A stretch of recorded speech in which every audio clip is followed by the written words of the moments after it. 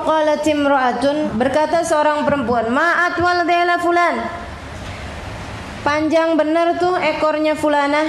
Maksudnya bajunya ada delnya, ada ekornya gitu, ada apa ya namanya? Iya, nah itu kepanjangan banget gitu. Dia bilang ma atwal dhil fulanah, panjang bener ekornya si fulanah. Faqala alaihi salatu wassalam, Nabi kemudian mengatakan banyak, al-fidi. Kata Nabi Muhammad, lepehin. Fa akhrajat min famiha qit'at laham, dia pun mengeluarkan dari mulutnya sepotong daging. Fasarat biadil kalimatil wahidah al-garibah akilah min lahmiha. Seolah-olah Allah mau menunjukkan kepada kita bahwa dengan kalimat satu itu dia sudah seperti makan daging saudaranya tersebut. Fanzuru ibadallah ma'afhashal ghibah wa aqbahiha. Maka perhatikanlah wahai hamba-hamba Allah, betapa sangat berbahayanya ghibah dan betapa sangat buruknya ghibah tersebut. Wa ma ahwanal wuqu' fiha 'alan nas illa man rahimallah, dan betapa sangat mungkinnya, sangat ringannya kita terjatuh ke dalam perbuatan ghibah tersebut illa man rahimallah, kecuali orang-orang yang dirahmati oleh Allah. Wa qalilun mahum, dan sangat sedikit sekali mereka. Dikit banget orang yang selamat dari ghibah, dikit banget. Salah satu dari orang yang saya nggak pernah dapetin ghibah, hubababahiyah, nggak pernah saya dapetin ngomongin orang. Ada juga teman saya tuh nggak pernah saya dapetin ngomongin orang. Masya Allah, orang-orang yang hebat ya. Erika itu yang saya ceritain di buku Bidadari Bumi, Maryam yang masuk Islam, dia diganti nama Maryam, asalnya namanya Erika, dari Amerika. Salah satu dari orang yang saya dapetin nggak ngomongin orang, nggak pernah ngomongin orang. Jadi yang diomongin ya ada banyak hal kan sebenarnya selain daripada ngomongin orang. Nah ini teman-teman sekalian, orang yang ngomongin orang aja nggak tega, apalagi berbuat yang lebih besar daripada itu. Biasanya orang kalau bisa menghindari ghibah, dia akan bisa menghindari apapun yang lebih besar daripada itu. Dia bisa menghindari jahatin orang, mesihir orang, memukul orang, menampar orang, rebut suami orang.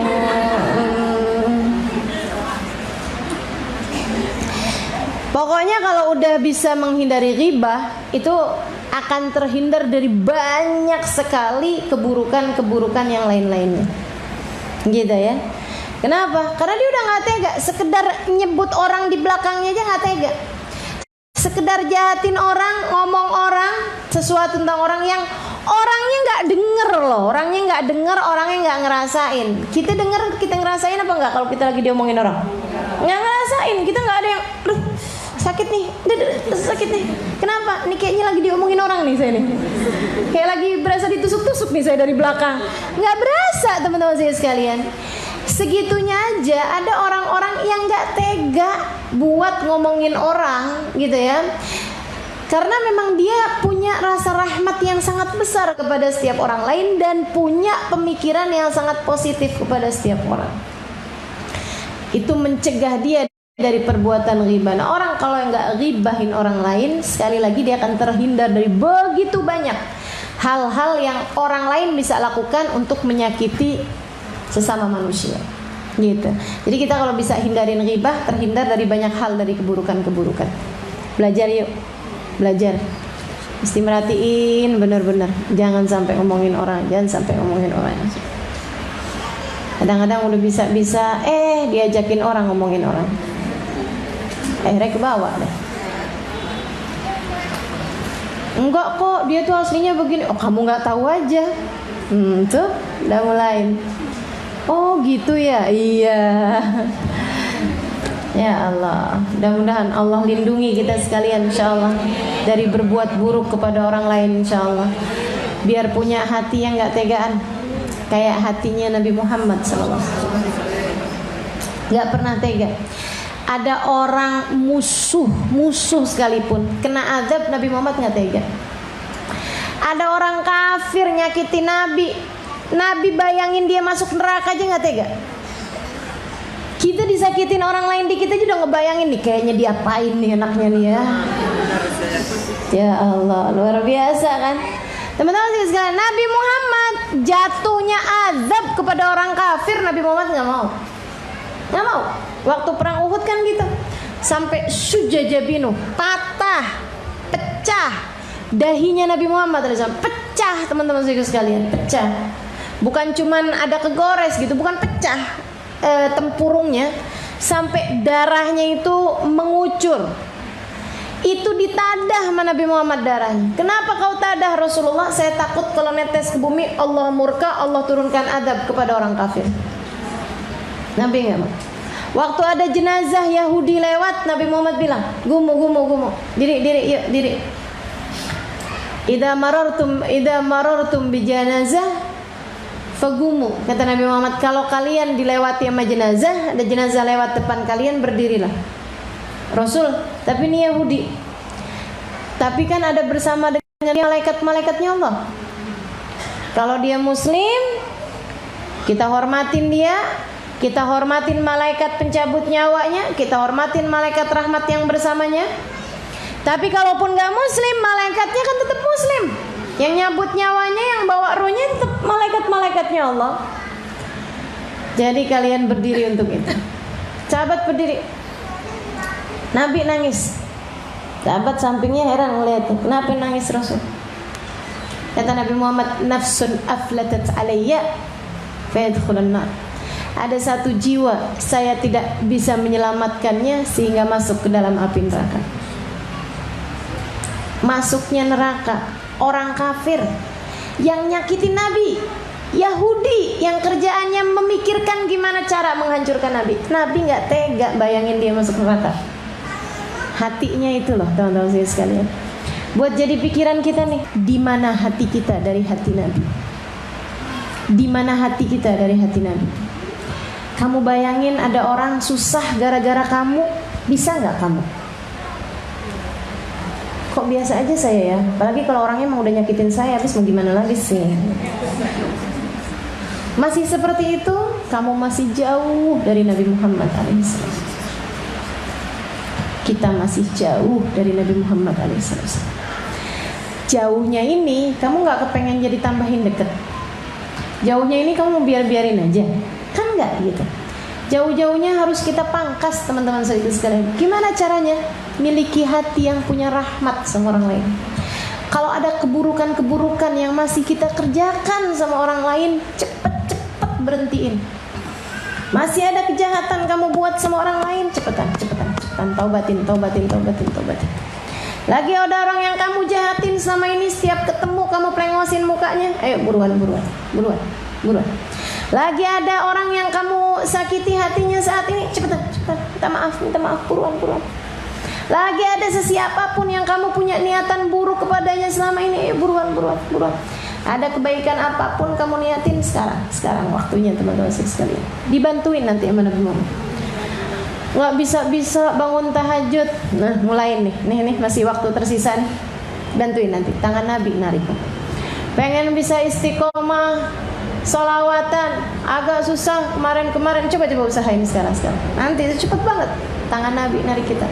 Apa aja, pengen jadi istri yang solehah nih, biasanya suka berat, ada aja nih mulut susah bener, ngomel mulu sama suami, bulan ini nanti tangan Nabi narik. Kalau Allah lihat kesungguh-sungguhan dalam hati kamu untuk memperbaiki diri, memperbaiki keadaan, untuk muhawilal ahwal, Allah subhanahu wa ta'ala yang pembolak-pembalik keadaan.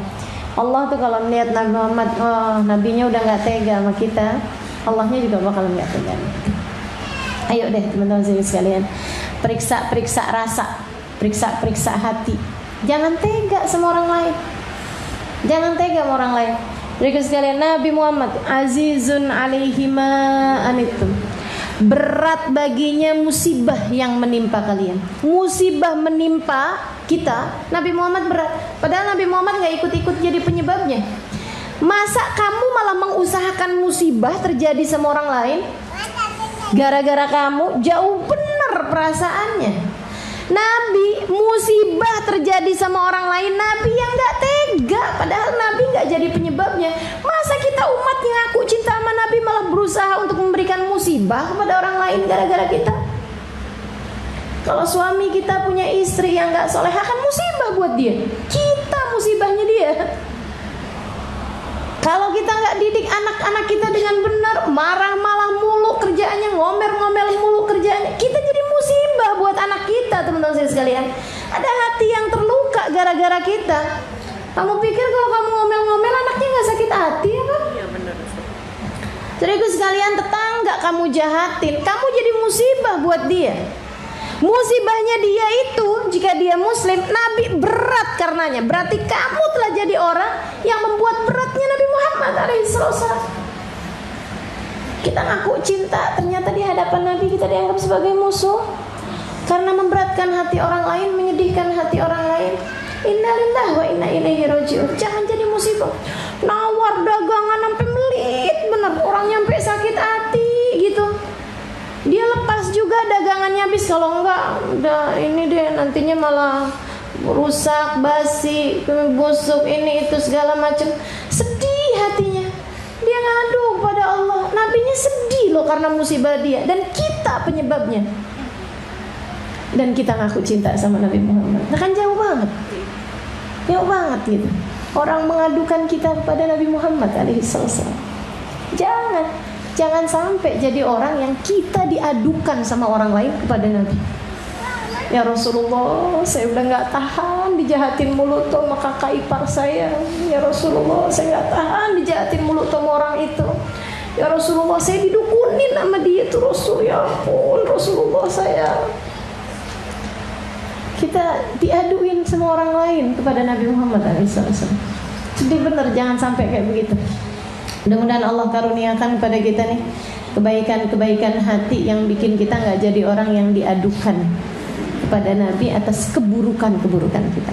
Maka apapun yang masih sedang dikerjakan dari segala keburukan-keburukan, berhentilah teman-teman sekalian. Apapun aja yang masih dari keburukan-keburukan yang masih kita kerjakan, mudah-mudahan kita niatkan berhenti dan minta sama Allah tangan Nabi Muhammad narik kita semua insyaallah dari segala keburukan-keburukan. Amin ya rabbal alamin.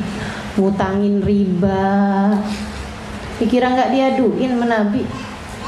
Diaduin ya nggak? Ya Allah, khair insyaallah, mudah-mudahan. La ilaha illallah Muhammadur Rasulullah sallallahu alaihi wasallam. Ya seperti itu. Katanya Nabi Muhammad, ilfadi